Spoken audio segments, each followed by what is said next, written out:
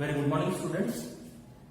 As we have discussed about the concepts, conventions, and other introduction to financial accounting in our last videos, so today we will continue our classes related to expenses and expenditure.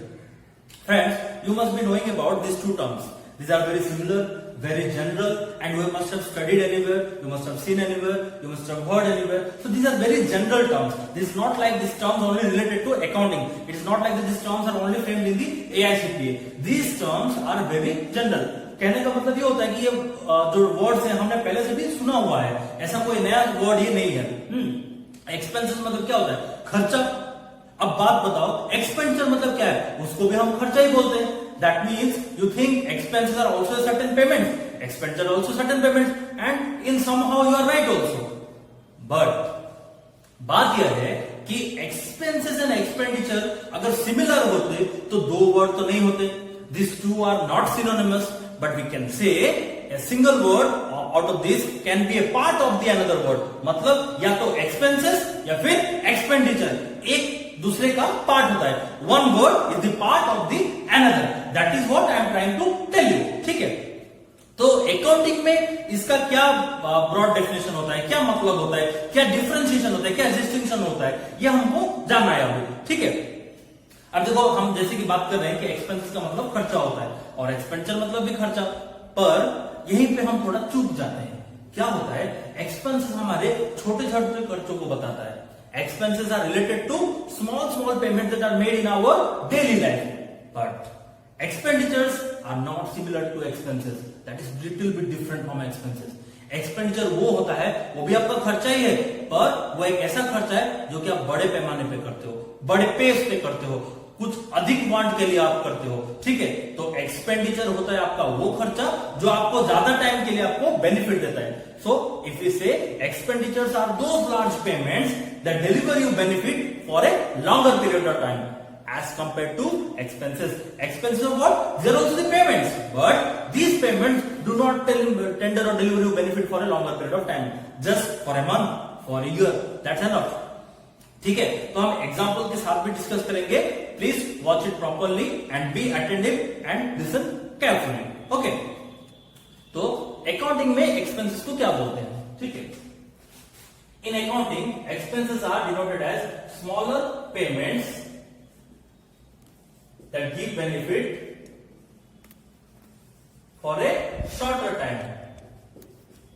That give benefit for a shorter time. ठीक है. मैं और अच्छे से आपको बताऊंगा, ध्यान से सुनिएगा. एक्सपेंडिचर होता है वो खर्चा जो कि किसी लार्ज पेमेंट्स को इंडिकेट करता है. क्या करता है? Large payment that give benefit for a longer period of time. So expenses means smaller payments that give benefit for a smaller period of time. Expenditure means the larger payment that give benefit for a more period of time. अब हम example ले लेते हैं. सोचो कि मैं बाजार गया था, कुछ ड्रेस मटेरियल्स खरीद के लाया, तो उसको क्या बोलेंगे? खर्चा है. पर कैसा खर्चा है वो? उसको बोलेंगे एक्सपेंसेस. अब सोचो, अब आप बाजार जाते हो, एक मोटरसाइकिल खरीद के लाते हो, वो क्या है? वो भी खर्चा है, पर क्या वो एक्सपेंसेस है? क्या अंतर है दोनों पेमेंट्स में? अब अच्छे समझ जाओगे अब एक्सपेंसेस एंड एक्सपेंडिचर. देखो, मैंने कुछ ड्रेस मटेरियल्स खरीदा, ठीक है, तो उसको मैंने खर्चा बोला. मैंने जाके मार्केट से मोटरसाइकिल खरीदा, उसको भी मैंने खर्चा बोला. पर दोनों खर्चों में थोड़ा तो डिफरेंस है, थोड़ा तो अंतर है. क्या अंतर है वो? अभी देखो, आप जो ड्रेस मटेरियल खरीद के लाए हो वो ज्यादा अमाउंट का नहीं है, वो ज्यादा टाइम आपको बेनिफिट भी नहीं देगा और उसमें मेंटेनेंस भी ज्यादा नहीं है. सिंपल सी बात है. ठीक है. पर आपने जो मोटरसाइकिल खरीद के लाया वो आपको बेनिफिट कितने टाइम तक देता है? सोचो जरा, कितने टाइम के लिए आपको बेनिफिट देता है? मिनिमम 4-5 साल तो हम बोल सकते हैं. तो एक्सपेंडिचर उन खर्चों को बताता है जो हमें ज्यादा वक्त के लिए बेनिफिट डिलीवर करते हैं, और एक्सपेंसेस उन खर्चों को बताता है जो हमें कम समय के लिए बेनिफिट देते हैं. कहने का मतलब यह है, एक्सपेंसेस वो चीजें होते हैं जिसमें मेंटेनेंस नहीं आती है. एक्सपेंडिचर वो खर्चा होता है जिसमें मेंटेनेंस आती है. अब मेंटेनेंस क्यों आती है? क्योंकि एक्सपेंडिचर आपको ज्यादा टाइम के लिए बेनिफिट दे रहा है, तो किसी भी चीज को, किसी की प्रॉपर्टी को आपको मेंटेन तो करना पड़ेगा ना. पर एक्सपेंसेस को आपको मेंटेन करने की जरूरत नहीं पड़ेगी। तो वही एक छोटा सा या बेसिक डिफरेंस आप बोल सकते हो।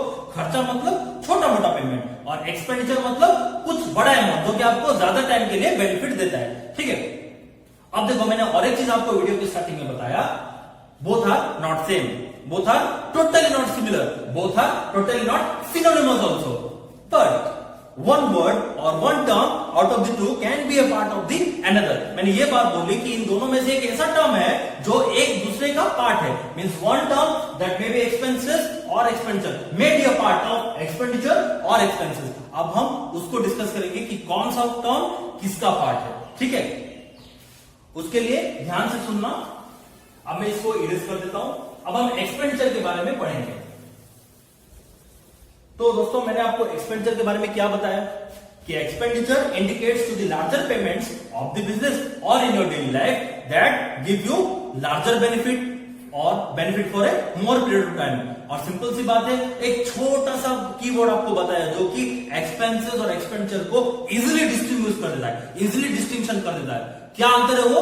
एक्सपेंसेस हमारे छोटे मोटे खर्चे हैं और उनमें मेंटेनेंस नहीं आती, और एक्सपेंडिचर हमारे बड़े बड़े खर्चे हैं जिनमें मेंटेनेंस आती है। So maintenance part is the key word to differentiate what type of payment is expenses and what type of payment is expenditure. अगर आपको मेंटेनेंस करना पड़ रहा है और आपको ज्यादा टाइम के लिए बेनिफिट मिल रहा है, that means it is your expenditure और ए लार्जर पेमेंट। और अगर आपको मेंटेनेंस देना नहीं पड़ रहा है तो वो आपका एक्सपेंसेस है, मतलब उसको आप छोटे खर्चे बोल सकते हो या फिर स्मॉलर पेमेंट जो आपको ज्यादा टाइम के लिए बेनिफिट नहीं दे सकता है। तो ये मैंने आपको छोटा सा कीवर्ड बताया। अब एक्सपेंडिचर को हम ब्रॉडर वे में यानी कि एक बड़े पैमाने पे अच्छे से डिस्टिंग्विश करेंगे कि ये क्या है, हमने तो समझ लिया। अब ये कितने प्रकार के होते हैं, how many types of expenditures are there in financial accounting, that we will discuss now. Okay, तो एक्सपेंसेस का मतलब समझ में आया, एक्सपेंडिचर का मतलब समझ में आया। अब हम डिस्कस करेंगे the types of expenditure. Okay, so expenditure is basically divided into two types। Okay, to be precise, expenditure is divided into two types basically। What are those two types? First is capital expenditure। क्या बोलते हैं उसको? Capital expenditure। Second is revenue expenditure। So basically expenditure are classified into how many types? Two types। What are those? Capital expenditure and revenue expenditure। अब देखो ये capital expenditure और revenue expenditure क्या होता है। यहाँ पे कैपिटल का मतलब वो कैपिटल नहीं है जो कि आपका ओनर इन्वेस्ट करता है, ठीक है। और यहाँ पे रेवेन्यू का मतलब वो रेवेन्यू नहीं है जो आप प्रॉफिट या इनकम के थ्रू अर्न करते हो, क्योंकि देखो उन टर्म्स के आगे एक नाम जुड़ा हुआ है। तो ये कैपिटल ओनर का वर्थ नहीं है, ये रेवेन्यू आपके बिजनेस का प्रॉफिट नहीं है, ठीक है। तो कैपिटल एक्सपेंडिचर और रेवेन्यू एक्सपेंडिचर अलग है। देखो अब एक्सपेंडिचर नाम जुड़ गया है कैपिटल के सामने और रेवेन्यू के सामने, तो थोड़ा अंतर तो होगा। अब ये खर्चों को बताते हैं, ठीक है, ना कि आपके ओनर या मालिक के या बिजनेस के वर्थ को या बिजनेस के प्रॉफिट और इनकम को। तो ये दोनों चीजें बिजनेस के खर्चों को बताते हैं। अब हम इसको शॉर्टर वे में समझेंगे कि ये क्या है, ठीक है। मैं कुछ पॉइंट्स लिखता हूं दोनों के, ताकि आपको समझने में बहुत ही आसानी होगी कि कैपिटल एक्सपेंडिचर और रेवेन्यू एक्सपेंडिचर को हम प्रॉपरली डिस्टिंग्विश कैसे करेंगे, ठीक है। ये देखो कैपिटल एक्सपेंडिचर और रेवेन्यू एक्सपेंडिचर को मैंने एक डिस्टिंक्शन के लिए एक फॉर्मेट लिया। फर्स्ट, कैपिटल एक्सपेंडिचर क्या होता है? कैपिटल एक्सपेंडिचर यूजुअली एक बड़ा खर्चा होता है, मतलब एक ऐसा खर्चा जो कि बिजनेस के प्रॉपर्टीज को खरीदने में लगता है, चाहे वो आपका बिल्डिंग हो, चाहे वो फर्नीचर हो, चाहे वो लैंड हो, चाहे वो बिजनेस का प्लांट हो, जो भी हो। तो जो भी बड़े बड़े खर्चे, एक ऐसे बड़े खर्चे जो आपके बिजनेस में प्रॉपर्टी लाते हैं। Okay, so the expenditure which are made in the business to acquire long term properties, to acquire long term properties that give you longer period of benefit, ठीक है। तो कैपिटल एक्सपेंडिचर क्या expenditure है? जो वो खर्चा है बिजनेस का जिससे आप बड़े बड़े या फिर लॉन्गर और बड़े प्रॉपर्टीज खरीदते हो। वो प्रॉपर्टीज जिसपे आपको मेंटेनेंस भी लगता होगा, आप फर्नीचर पे मेंटेनेंस लगता है, बिल्डिंग पे भी मेंटेनेंस लगता है, लैंड पे भी मेंटेनेंस लगता है, and most important it gives you benefit for a longer period of time. हमारा अगला पॉइंट वही होगा। पहला पॉइंट छोटा सा अर्थ है, क्या है ये? कैपिटल एक्सपेंडिचर मतलब सिंपल मीनिंग है, it involves larger amount, it involves larger amount. Revenue expenditure क्या है? It involves smaller amount.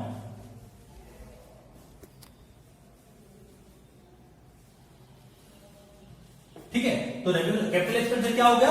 It involves large amount. Revenue expenditure it involves smaller amount. देखो फ्रेंड्स, मैं जानता हूं कि आपको रेवेन्यू एक्सपेंडिचर के बारे में जान के थोड़ा कंफ्यूजन होगा, पर अच्छे से ध्यान से देखिए, मैं आपको प्रूफ करूंगा कि रेवेन्यू एक्सपेंडिचर क्या है, जो कि मैंने आपको वीडियो के स्टार्टिंग में बताया था. ओके, तो आगे बढ़ते हैं. Okay, without wasting time. तो कैपिटल एक्सपेंडिचर क्या बोला? ये इन्वॉल्व करता है लार्जर अमाउंट्स को, और रेवेन्यू एक्सपेंडिचर ये छोटे छोटे पेमेंट्स को बताता है. अब अगला, जैसे कि मैंने बताया, अगर ज्यादा खर्चा कर रहे हो तो ज्यादा बेनिफिट ही देगा. So capital expenditure gives longer benefits, और benefit for a long period. Then revenue expenditure ठीक इसका उल्टा, ये क्या है? It gives short period of time. It gives benefit for short period of time. ठीक है, तो अब देखो क्या बोला रेवेन्यू एक्सपेंडिचर ने, क्या बोला कि वो बेनिफिट देता है स्मॉलर टाइम पीरियड के लिए. अब कैपिटल एक्सपेंडिचर क्या बोलता है? वो बेनिफिट देता है लार्जर टाइम पीरियड के लिए. तो अब अकाउंटिंग में हमने अकाउंटिंग पीरियड कॉन्सेप्ट पढ़ा था कि टाइम की लॉन्जिविटी को हम कैसे डिवाइड करेंगे. अब ये लार्जर टाइम पीरियड क्या है, शॉर्टर टाइम पीरियड क्या है, उसको भी हम डिस्कस करते हैं. तो ये कैपिटल एक्सपेंडिचर जो आपका लॉन्गर टाइम पीरियड इसको बोलते हैं. It benefits to the business for more than one accounting year. ठीक है. और रेवेन्यू एक्सपेंडिचर छोटा खर्चा है जो कम टाइम के लिए बेनिफिट देता है. तो ये कितने टाइम के लिए बेनिफिट देता है? लेस देन और इक्वल टू 1 अकाउंटिंग ईयर. अब अकाउंटिंग ईयर क्या है, मैंने आपको पिछले वीडियो में बता दिया है, आप चाहो तो देख सकते हो. अकाउंटिंग ईयर होता है कि 1 April of this year to 31 March of the next year. तो कैपिटल एक्सपेंडिचर ज्यादा अमाउंट इन्वॉल्व करता है, रेवेन्यू एक्सपेंडिचर छोटा अमाउंट इन्वॉल्व करता है. कैपिटल एक्सपेंडिचर ज्यादा टाइम के लिए बेनिफिट देता है, अब ज्यादा खर्चा हो रहा है तो ज्यादा टाइम के लिए बेनिफिट देगा. रेवेन्यू एक्सपेंडिचर कम टाइम पीरियड के लिए बेनिफिट देता है. अब ये ज्यादा टाइम पीरियड और कम टाइम पीरियड, लॉन्ग पीरियड और शॉर्ट पीरियड, इसको कैसे हम लॉन्जिविटी को कैसे हम बताएंगे अकाउंटिंग के टर्म्स में? That means capital expenditure benefits to the business for more than 1 accounting year, and revenue expenditure benefits to the business for less than और इक्वल टू 1 अकाउंटिंग ईयर. ठीक है, स्टार्टिंग में मैंने आपको और एक चीज बताई थी कि इन खर्चों में मेंटेनेंस लगता है. ठीक है, क्या लगता है? मेंटेनेंस. तो अगला पॉइंट है capital expenditure are increasing the earning capacity. Capital expenditure increases the earning capacity of business, whereas revenue expenditure helps to maintain the earning capacity of the business. Maintains earning capacity. ठीक है, तो capital expenditure क्या बोलता है? Earning capacity को increase करता है. पर रेवेन्यू एक्सपेंडिचर क्या बोलता है? अर्निंग कैपेसिटी को मेंटेन करता है. एक छोटा सा एग्जांपल लेते हैं. मैंने आपको अभी बताया कि कैपिटल एक्सपेंडिचर में हम बड़े बड़े प्रॉपर्टीज खरीदते हैं. सोचो कि मैंने एक फर्नीचर या बिल्डिंग खरीदा. क्या खरीदा मैंने? एक बिल्डिंग खरीदा 50 लाख का. तो ये खर्चा मेरा क्या है? Capital expenditure. अब बिल्डिंग को टाइम टू टाइम मेंटेन तो करना पड़ेगा, रेनोवेशन करना पड़ेगा, पेंटिंग करने पड़ेंगे, व्हाइट वॉश करने पड़ेंगे, जो कि रिपेयर है वो भी करना पड़ेगा. तो टाइम टू टाइम हमें खर्चे करने पड़ेंगे. उसी को बोलते हैं मेंटेनिंग अर्निंग कैपेसिटी. कि अगर हम एक कैपिटल एक्सपेंडिचर में खरीदे हुए एक एसेट को या एक प्रॉपर्टी को मेंटेन नहीं करेंगे तो वो अर्निंग कैपेसिटी को इंक्रीज नहीं करेगा. अब एक बिल्डिंग आपका अर्निंग कैपेसिटी को कैसे इंक्रीज करेगा? जब आप उसको टाइम टू टाइम मेंटेन करोगे. तो क्या बोला गया यहां पे? Capital expenditure increases the earning capacity of the business and revenue expenditure helps in maintaining the earning capacity of the business. वो आप, और इसका एक मैं और एक अच्छा सा उदाहरण देता हूं जिससे आप अच्छे समझ जाओगे. अब देखो, बिजनेस अगर आपका प्रोडक्शन ओरिएंटेड है तो आप रॉ मटेरियल लाके उसको फिनिश प्रोडक्ट में कन्वर्ट करते हो, तो उस चीजों को बुलाते हैं क्या? Production work. तो आपका जो बिजनेस अगर प्रोडक्शन ओरिएंटेड है तो ऑब्वियसली आप मशीनरी वर्क्स करते होगे। तो सोचो कि आपने मशीनरीज खरीदे, सोचो कि आपने मशीनरीज खरीदा 1 लाख रुपए का, तो ये ऑब्वियसली आपका कैपिटल एक्सपेंडिचर होता है कि नहीं? क्योंकि आप ज्यादा पेमेंट कर रहे हो और एक मशीन 1 महीने या 1 साल में तो खराब नहीं हो जाएगा या फिर खत्म नहीं हो जाएगा, वो तो चलेगा मिनिमम 3 to 4 years। अब देखो मशीन से क्या होता है, अगर आप एक एडवांस मशीन लेके आते हो तो क्या होता है, पर डे सोचो कि आप 200 यूनिट प्रोड्यूस करते थे पहले, मतलब इस मशीन को खरीदने से पहले पर डे कोई भी एक प्रोडक्ट का आप 200 यूनिट प्रोड्यूस करते थे। अब इस एडवांस मशीन को यूज करके आप पर डे 300 यूनिट प्रोड्यूस करते हो। इसका मतलब क्या होता है कि आपने ज्यादा कितना यूनिट प्रोड्यूस किया, 100 यूनिट्स। कितना प्रोड्यूस किया, 100 यूनिट्स। ध्यान से सुनो, पहले मैं प्रोडक्शन में 200 यूनिट प्रोड्यूस करता था डेली, अब मैं एक एडवांस मशीनरी खरीद के लाया जिससे मैं पर डे 300 यूनिट्स प्रोड्यूस करता हूं। इसका मतलब पर डे मेरा प्रोडक्शन कैपेसिटी कितना बढ़ा, 100 यूनिट्स। इसका मतलब मैंने हर दिन 100 यूनिट ज्यादा प्रोड्यूस किया, मतलब हर समय में 100 यूनिट ज्यादा बेचूंगा। इसका मतलब मुझे रेवेन्यू भी 100 यूनिट्स के लिए ज्यादा मिल रहा है, तो हुआ ना मेरा अर्निंग कैपेसिटी इंक्रीज हुआ।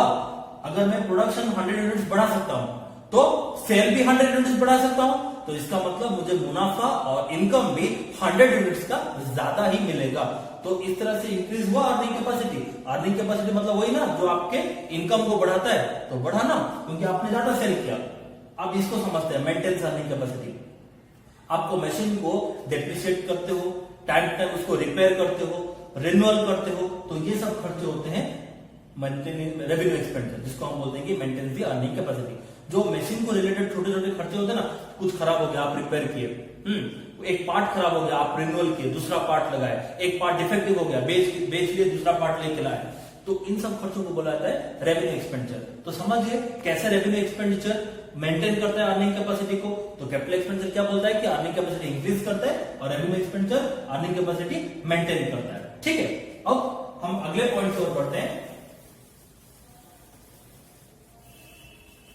Capital expenditure usually longer properties के लिए खर्चा होता है, जिसको हम बोलते हैं कि फिक्स्ड एसेट्स।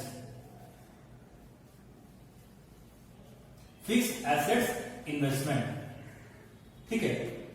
कैपिटल एक्सपेंडिचर जिन चीजों के लिए खर्चा होता है या फिर जिन प्रॉपर्टीज में खर्चा होता है उनको बोलते हैं कि फिक्स्ड एसेट इन्वेस्टमेंट। अब हम इसका एग्जांपल देख लेते हैं side by side. Fixed asset investment किनको बोलते हैं, लैंड, बिल्डिंग, प्लांट, फर्नीचर, ठीक है, ये सब होता है आपका फिक्स एसेट। यानी कि capital expenditure long time period या फिर लॉन्ग प्रॉपर्टीज के लिए इन्वेस्ट किया जाता है, जिसको बोलते हैं फिक्स्ड एसेट इन्वेस्टमेंट। और फिक्स एसेट आपका क्या होता है, मैंने यहां पे एग्जांपल लिखा हुआ है। Then coming to revenue expenditure, ये इसका ठीक उल्टा होता है। Revenue expenditure are made for investing on current assets. और जैसे कि हमने पहले भी डिस्कस किया है, ये तो एक छोटा पेमेंट है, छोटा खर्चा है, तो बेनिफिट कितने टाइम के लिए देता है, शॉर्ट टाइम पीरियड के लिए। अगर ये शॉर्ट टाइम पीरियड क्या हुआ, लेस देन और equal to 1 accounting year, then तो ये लेस देन और मोर देन तो हम समझ गए। फिर क्या होता है, कैपिटल एक्सपेंडिचर क्या किया, आपका अर्निंग कैपेसिटी इंक्रीज करता है, यहाँ पर मेंटेन करता है, वो भी हमने एक एग्जांपल में डिस्कस किया। अब अगला पॉइंट ये है कि कैपिटल एक्सपेंडिचर किन चीजों में इन्वेस्ट होता है, वो जिन चीजों में या जिन प्रॉपर्टीज में इन्वेस्ट होता है उन प्रॉपर्टीज को बोला जाता है फिक्स्ड एसेट्स। और फिक्स एसेट क्या है, उनके एग्जांपल हमने देखे, लैंड, बिल्डिंग, प्लांट, मशीन, जो भी। तो रेवेन्यू एक्सपेंडिचर भी कुछ एसेट्स में इन्वेस्ट होता होगा, वो जिन एसेट्स में इन्वेस्ट होता है उसको बोलते हैं करंट एसेट। तो करंट एसेट्स क्या है वो भी हम देखेंगे। करंट एसेट में इन्वॉल्व होता है आपका स्टॉक यानी कि गुड्स, फिर होता है आपके बिल्स जिसको हम रिसीवेबल्स बोलते हैं, जो हमने एक्चुअल कॉन्सेप्ट में डिस्कस किए थे, मतलब कहीं से हमको पैसे मिलने को है। देन डेटर्स, फिर होता है आपका सबसे इंपॉर्टेंट कैश इन हैंड और कैश एट बैंक। तो ये सारे होते हैं आपके करंट एसेट्स, ठीक है। फिक्स एसेट मतलब जो प्रॉपर्टी ज्यादा टाइम के लिए बेनिफिट देता है, करंट एसेट मतलब वो प्रॉपर्टी जो कम टाइम के लिए बेनिफिट देता है। अब गुड्स आप 10 साल तक तो नहीं रखोगे, ठीक है, बिल आप 10 साल तक तो नहीं रखोगे, ठीक है, और जो कैश इन हैंड और बैंक बैलेंस है ये भी टाइम टू टाइम आपके खर्चे होते रहेंगे, पर ये एसेट देख लो मिनिमम 4 to 5 इयर्स तक चलता रहेगा, उसी को बोलते हैं फिक्स एसेट इन्वेस्टमेंट और करंट एसेट इन्वेस्टमेंट। ठीक है, एक बार फिर से हम रिवीजन कर लेते हैं। एक्सपेंडिचर के दो टाइप होते हैं, broadly discussed as below, capital expenditure and revenue expenditure. तो कैपिटल एक्सपेंडिचर क्या होता है, जो कि ज्यादा अमाउंट इन्वॉल्व करता है। रेवेन्यू एक्सपेंडिचर क्या होता है, जो कि कम अमाउंट इन्वॉल्व करता है। अब ये जो ज्यादा अमाउंट इन्वॉल्व करता है वो ज्यादा टाइम के लिए बेनिफिट देता है, जो कम अमाउंट इन्वॉल्व करता है वो कम टाइम के लिए बेनिफिट देता है। अब ये जो टाइम पीरियड है, ये जो टाइम इंटरवल है, इसको हम कैसे डिफाइन करेंगे कि कितना टाइम पीरियड, महीना, साल, 2 साल, 3 साल, 5 महीने, 6 महीने, कितने। तो वो टाइम पीरियड हम डिस्कस करते हैं। लॉन्गर बेनिफिट मतलब more than 1 accounting year. According to accounting period concept, larger benefit means more than 1 accounting year, and according to same concept smaller benefit means less than और equal to 1 accounting year. इसमें आप example ले सकते हो, आपके insurance payments, salary payments, rent payments, commission payment, जो कि 1 महीने के लिए या फिर 1 साल के लिए खर्चा किया जाता है, उससे ज्यादा नहीं। और ये देखो यहां पे जो बोलते हैं हम, जो खर्चे करते हैं वो ज्यादा टाइम पीरियड के लिए होता है। देन नेक्स्ट पॉइंट आता है increases earning capacity. Earning capacity मतलब होता है कि आपके बिजनेस को, मुनाफे को या फिर इनकम को बढ़ाना, वही होता है अर्निंग कैपेसिटी। तो देखो इसमें जो प्रॉपर्टीज खरीदे जाते हैं वो आपके बिजनेस के सेल्स टर्नओवर को बढ़ाने में हेल्प कर रहा है, उसी को बोलते हैं इंक्रीजेस अर्निंग कैपेसिटी। देन जो कि हमने एक एग्जांपल में डिस्कस भी किया था, इसका ठीक उल्टा होता है revenue expenditure that maintains the earning capacity. ठीक है, फिर अगला पॉइंट आ गया, कैपिटल एक्सपेंडिचर इन्वॉल्व होता है फिक्स एसेट इन्वेस्टमेंट में। और फिक्स एसेट इन्वेस्टमेंट क्या होता है, longer time period assets like land, building, plant, furniture. Then revenue expenditure are involve for current assets. Current assets मतलब stock, bills, debtor, cash balance and bank balance. तो देखो expenditure के कितने type हुए, 2 type हुए बेसिकली अभी तक, capital expenditure है, रेवेन्यू एक्सपेंडिचर, जो कि मैंने आपको एग्जांपल और पॉइंट्स के जरिए अच्छे से समझाया। ठीक है, इसमें से अगर आपको कुछ भी डाउट हो तो आप अच्छे से मुझसे पूछ सकते हैं इन कमेंट सेक्शन और इन एनी मीडियम। अब मैंने आपको स्टार्टिंग में बताया था दैट एक्सपेंसेस और expenditure is a part of one another. ठीक है, क्या आप ये देख के बता सकते हो कौन सा टर्म किसका पार्ट है। देखो एक्सपेंडिचर बड़ा खर्चा है, एक्सपेंसेस छोटा खर्चा है। तो मैंने छोटे खर्चे के टाइम पे क्या लिखा है, छोटे खर्चे के रिप्लेसमेंट मैंने क्या लिखा है, रेवेन्यू एक्सपेंडिचर। ये बड़ा खर्चा, ये छोटा खर्चा, ज्यादा बेनिफिट, कम बेनिफिट, बड़ा प्रॉपर्टी, छोटे मोटे प्रॉपर्टीज या फिर गुड्स या स्टॉक। अर्निंग कैपेसिटी को बढ़ाने में हेल्प करता है, अर्निंग कैपेसिटी को मेंटेन करने में हेल्प करता है, जो कि मैंने पहले ही बताया। ठीक है, तो क्या हम रेवेन्यू एक्सपेंडिचर को एक्सपेंसेस बोल सकते हैं?